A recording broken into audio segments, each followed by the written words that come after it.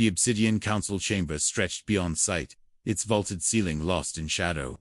The Galactic Boldest Empire's high command gathered around the central hologram, a blue-green sphere, spinning lazily in the artificial light.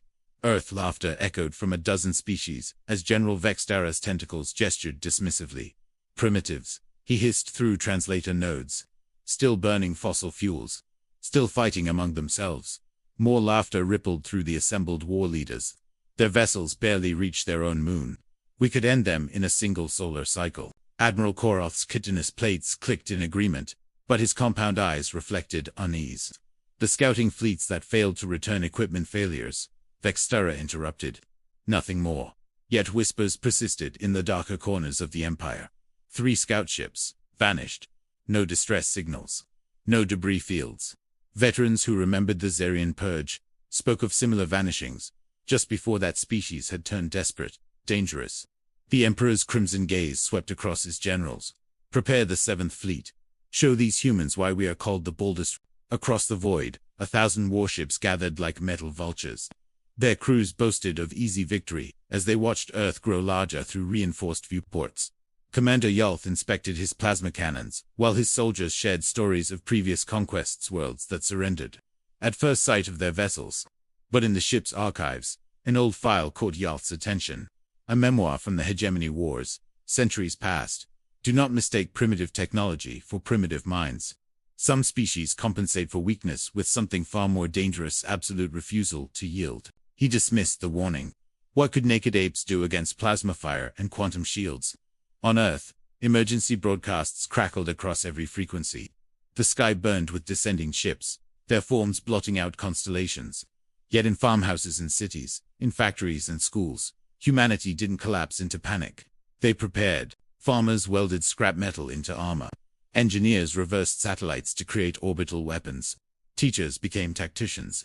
Children learned to load rifles alongside their multiplication tables.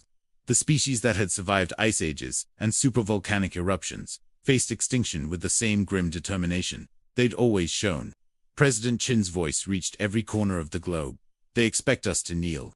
They don't know we forgot how. The first plasma barrage lit up New York's skyline like a dying star. Buildings melted into glass rivers. The Hudson boiled. Alien dropships descended through the smoke, expecting to find broken survivors begging for mercy. Instead, they found humans emerging from subway tunnels with improvised weapons. Their faces streaked with soot and blood, and something the aliens had never seen before. Smiles.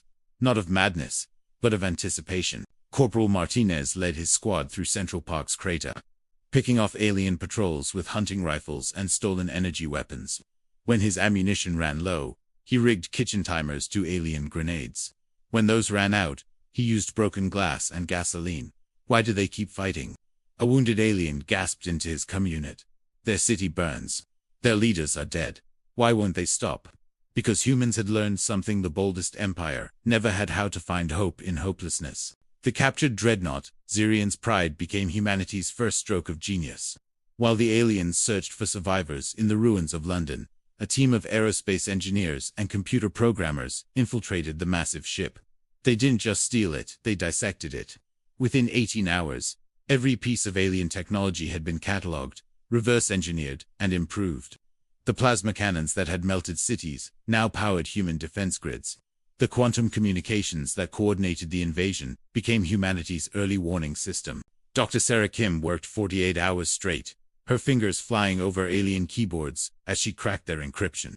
Their technology is advanced, she muttered to her exhausted team, but they're predictable. They fight like they've never faced real resistance. The prisoners told stories that chilled alien blood. Humans who smiled while bleeding out, whispering promises. We'll remember your face. We'll come for you.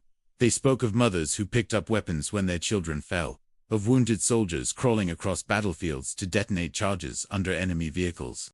They don't fear death, one trembling alien reported. They weaponize it. High above Earth's scarred surface, the decisive battle began.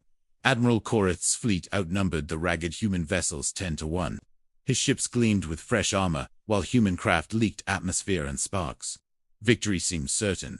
Then the humans began their psychological warfare. Decoy signals flooded alien sensors. Kamikaze drones, piloted by volunteers, punched through defensive screens to detonate against command ships.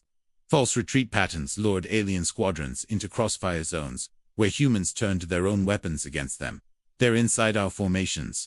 Korath screamed as human fighters materialized from what should have been empty space, their heat signatures masked by debris clouds. How are they? A human pilot's voice cut through the chaos. You came to our home. Now learn why we're the ones who survived the dark. The Boldest Empire's perfect formations crumbled, not from superior firepower, but from something they'd never encountered, an enemy that turned desperation into strategy.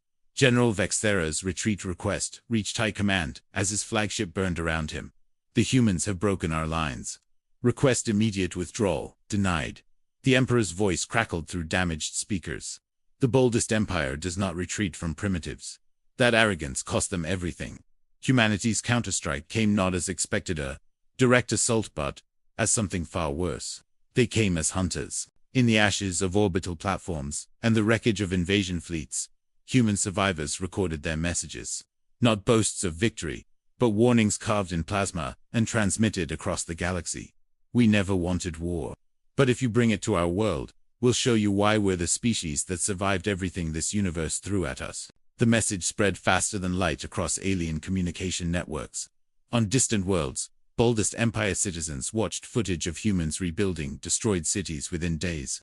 Their construction crews working around the clock, while their soldiers prepared for the next assault. How do you defeat an enemy that grows stronger from every defeat? The question echoed through alien forums and discussion chambers. The High Council's second meeting carried none of the first's arrogance. Silence replaced laughter as they reviewed combat footage. Humans charging alien lines with improvised weapons and winning through pure audacity. Veterans spoke in hushed tones of warriors who treated war as survival art, who saw defeat not as an end but as education. Emperor Zothax himself demanded explanation from his scholars. Their report chilled him to his core. They are the only species that evolved to see war as problem-solving. Every setback teaches them. Every loss makes them more dangerous. For the first time in a millennium, the Boldest Empire knew fear. Survivors of the invasion returned to their homeworlds carrying nightmares.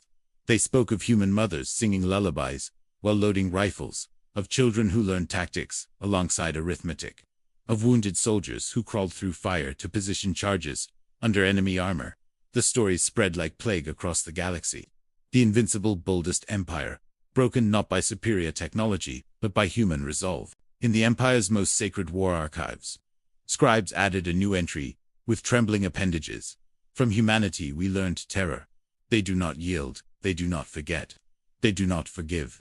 They are the darkness that hunts the hunters. The retreat became legend. Entire star systems whispered that the Empire's might was shattered not by alien weapons or superior ships, but by something far more terrifying. A species that refused to accept defeat as permanent. On Earth, President Chen addressed not just humanity, but the galaxy itself. We never sought war. We wanted peace among the stars. But if you bring violence to our world, we will return it 1,000-fold. We are patient. We learn. And we remember. The galaxy trembled. In the years that followed, the Boldest Empire's arrogance became cautionary tale, shared in hushed voices across 100 worlds. And humanity.